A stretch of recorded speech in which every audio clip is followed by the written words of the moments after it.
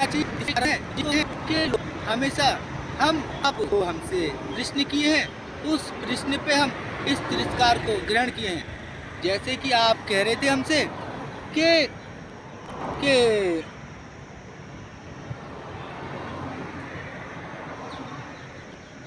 लोगों को कुछ ऐसी जानकारियाँ दीजिए जिसको ना वो सुने हो ना समझे हो, तो तिरस्कार ग्रहण होता है। तो लोगों को एक ऐसी जानकारी देते हैं जिसको तिरस्कार कहते हैं। तिरस्कार हमेशा नहीं करना चाहिए, क्योंकि आई हुई योग के कारण अगर हमको ग्रहण हुए वो नेचुरल है। तो नेचुरलता में अपने, क्योंकि वो उस शरीर में, उस हेड में, उस चेयर में बैठेगा जिसमें तिरस्कार और अहंकार ना हो। अगर तुम्हारे शरीर में अहंकार ग्रहण हो गया तो वो स्थान त्याग करके किसी अन्य स्थान पर चले जाएगी, क्योंकि वो योग है, वो सत्य है, वो अपने तत्व में तुम्हारे तत्व को नहीं मिलाएगी। अगर तुम अहंकारी हो, अहिंसावादी हो, हिंसावादी हो, नहीं होना चाहिए हिंसावादी। वो अपने तत्व को तुम्हारे तत्व में मिलने नहीं देगी। यही लोगों को जानकारी है, यही लोगों को जानकारी है तुमको। तो उस योग को आप तिरस्कार ग्रहण नहीं कीजिए। अगर तुमने तिरस्कार ग्रहण कर लिया तो वो शक्ति ग्रहण होते लुप्त हो जाएगी और वो ग्रहण होगी नहीं, और उसके आने से और उसके चलने से तुम्हारे शरीर को कण हो सकते हैं, रोग ग्रहण हो सकते हैं, क्योंकि वो एक तत्व है। हमेशा गिरा हुआ लचीला कोई वस्तु जमीन पे या मिट्टी पे वो अपनी छाप छोड़ जाता है, नहीं तो मिट्टी उठा लेता है। चलिए ये चीज़ अच्छी लगी। अच्छा, कि कृष्ण को उस पत्ते में तोले जाने का कारण एक ही कारण था, जिसको कहते हैं भोलेनाथ। क्योंकि गोल्ड बोले तो गोल्ड के अधिपति भोलेनाथ रहे हैं पाषाण काल से, और इस कारण ही उनको गोल्ड से तोला गया था, हीरा जवाहरातों से तोला गया था, मोतियों से तोला गया था, सबसे ज़्यादा गोल्ड से तोला गया था, क्योंकि गोल्ड भोलेनाथ के पास है। गोल्ड बोले तो क्या है? गोल्ड कुछ नहीं है, गोल्ड को कहते हैं रूह। अगर तुम्हारे पास रूह है ज़्यादा है, उसी को गोल्ड कहते हैं। कोई गोल्ड थोड़ी है। इन सब गोल्डों का अधिपति रावण हो गया था, तो इसी कारण राम से वध कराया। फिर इसके बाद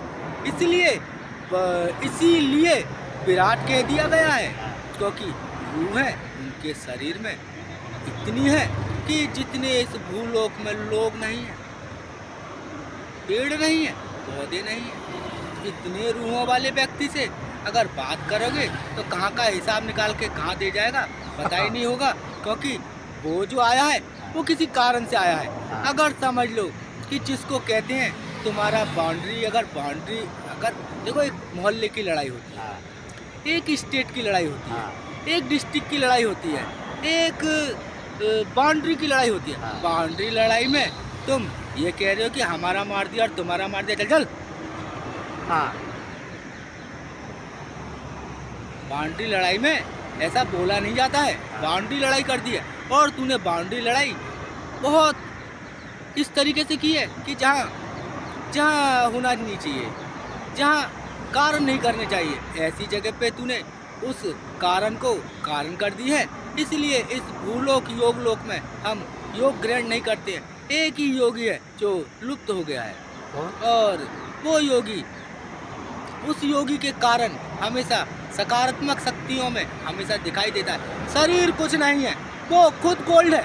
गोल्ड में का गोल्ड मिलाएगा तू? हाँ बिल्कुल, ये सही है। गोल्ड में क्या गोल्ड मिलाएगा तुम? गोल्ड में गोल्ड कहाँ मिलाएगा? गोल्ड में गोल्ड नहीं मिल सकता है। ये शरीर ही गोल्ड है। ये शरीर गोल्ड है।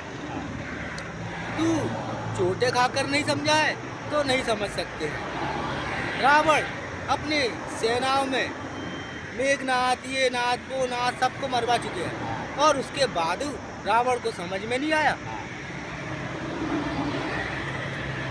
तो इतने बड़े बड़े योद्धाओं को मरवाने के बाद उसको समझ में नहीं आया है। वो अपनी अकड़न में, कोई बात नहीं है, गोल्ड कुछ नहीं है, जीवन मृत्यु कुछ नहीं है। जिसके समझ में बहुत कुछ समझ है वो क्या समझेगा? तू तुरंत इस बात पे हो गया कि बाउंड्री लड़ाई है, क्या पूछेगा? तो तू अपने मत पे खड़ा रहे।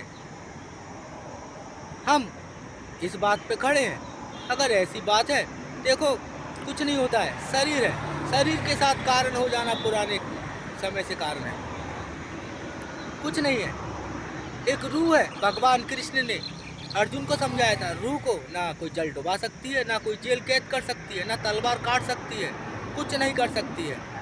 अगर करने योग्य होता तो कर लिया गया होता, करने वाला कर नहीं सका है, नहीं तो होने वाले हो जाते, हुआ नहीं है।